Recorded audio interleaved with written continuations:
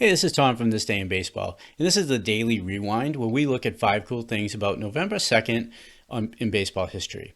Now, for those of you watching on YouTube, we go up and down the page here, and you can see that there's 70 plus events here that happen on November 2nd, and there's hundreds of birthdays and passings that you can check out from players. So if you're just listening to the podcast, check out the website, thisdayinbaseball.com. Go to November 2nd, and you can see all these great things. And if you're watching on YouTube and any of them interest you, just click on to the site and check them out. So up first, I'm going to give you a little trivia. What 16-year-old future Hall of Fame pitcher signed for $1 in an autographed baseball? I'll get to that at the end of the show. On November 2nd, 1972, Steve Carlton wins his first Cy Young Award. He led the league in victories with 27. He had a 197 ERA, 41 starts, 30 complete games, struck out 310 batters. I think that the most amazing part of Carlton's season was he won 27 games. And the Phillies won 59 games as a team. He won 45.8%. It's just an unfathomable stat when you think about today's baseball, right? Now, Carlton came over in a trade to the Phillies. He was traded by the St. Louis Cardinals, and he was not an unknown player at the time. He had already had 21 seasons. He was a three-time All-Star. In 1971, he was just 26 years old. And he was traded to the Phillies for Rick Wise, who was the ace of the Phillies staff at the time. And the reason for the move was simple money. Carlton had the nerve to hold out for $55,000, which was $10,000 more than Gussie Busch saw fit to pay him, and Carlton had made some salary requests in the past and held out, so Busch decided to trade him. And at the time, again, Carlton and Wise were pretty comparable pitchers, and of course that would change fairly dramatically as Carlton would go on to win multiple Cy Young Awards, strike out 4,136 batters, which at the time was the most for a left-handed pitcher. And he also pitched Philly to a title in 1980. Now let's go to November 2nd, 1999. Ken Griffey Jr., who wants to be nearer to his family in Orlando, asked the Seattle Mariners to move him to a team that is closer to Florida. The superstar will get his wish in February, and he gets to go home when Seattle trades him to the Cincinnati Reds, where his dad starred, for Mike Cameron, Antonio Perez, and Brent Tomko, and a minor leaguer, Jake Meyer. Griffey, one of the most popular players in baseball history, who was just 29 at the time, and the sky was the limit. A lot of people like to compare him to Willie Mays, and just his pure grace on the field was legendary. But after age 29, he's never going to play at the same level he did with the Mariners. And he has a very mediocre decade with the Reds before finishing out his career, jumping from a few different teams, the Braves and the White Sox. Now, a little bit of a Philly trend here. On November 2nd, 2005, Pat Gillick signs a 3-year deal becoming the Phillies general manager. The 68-year-old, who has held the same positions with the Orioles, Blue Jays, and Mariners, has led his teams to 2 World Series titles and 9 playoff appearances. And Gillick starts off with a bang. He trades Jim Thome right away and makes room for a young superstar named Ryan Howard. Now, Howard and Gillick will work together and lead Philly to a title in 2008.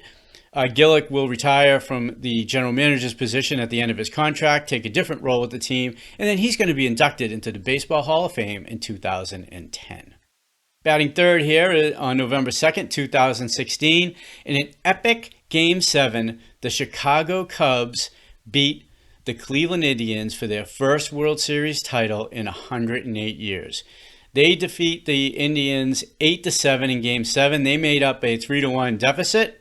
And in a forever classic moment, being someone who's been to Fenway Park quite a bit, I understand the fact that no matter what the score is, you think your team is going to lose. In the 9th inning of Game 7, up by a run, what happens?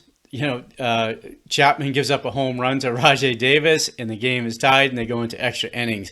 I could feel what every Cubs fan has ever felt And I felt that right up until 2004, and I could certainly empathize with them. But then, a miracle happened. It started to rain. There was a slight delay, and then the Cubs came out right out. They Ben Zobrist, who wins the World Series MVP, puts the Cubs ahead with the double, and then they close it out in the bottom of the 10th, and history is made, and they win their first title in 108 years. It was the longest drought in Major League Baseball, and now it's the Indians that have the misfortune of having the longest drought in Major League Baseball. They haven't won a title since 1948. So before I get to the trivia, I just want to send out a special invite to you to join my baseball community, tomsvintagebaseball.com. This is a place where we relive baseball history through the voices of the past.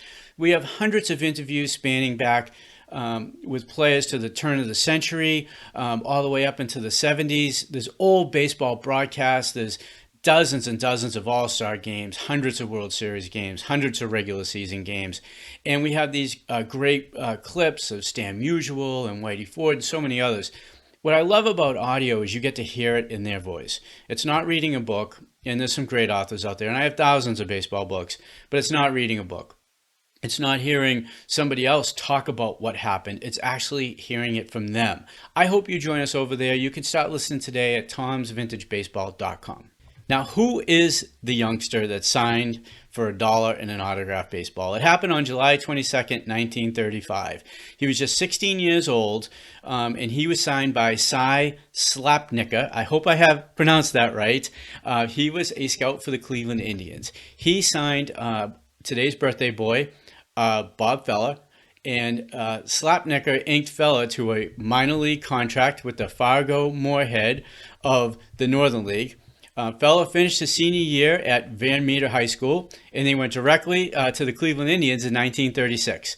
Now, his signing was a point of contention, and it resulted in Cleveland actually having to pay a $7,500 fine to the owner of the Des Moines team because he was in their area, and usually that was an area-based system they had back then because he lost out to signing the young fella.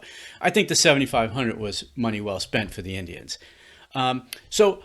Robert William Andrew Feller was born on November 3rd, 1918 in a small Midwestern town of Van Meter, Iowa. He was blessed with a resilient arm, an overpowering fastball that frequently approached 100 miles per hour. Feller was the most dominant pitcher of his era, and despite missing 4 full seasons during the peak of his career to join the World War II effort, Feller compiled 266 victories over the course of 18 big league seasons, including 3 no-hitters and 12 one-hitters. Many people still feel that no one has ever thrown a baseball harder than Bob Feller. He's a Cleveland Indian Hall of Famer, and of course he was inducted into Baseball's Hall of Fame. And you can read more about him on thisdayinbaseball.com. Go to Bob Feller's biography. And that's all I got for today, November 2nd. I look forward to talking to you tomorrow. Have a great rest.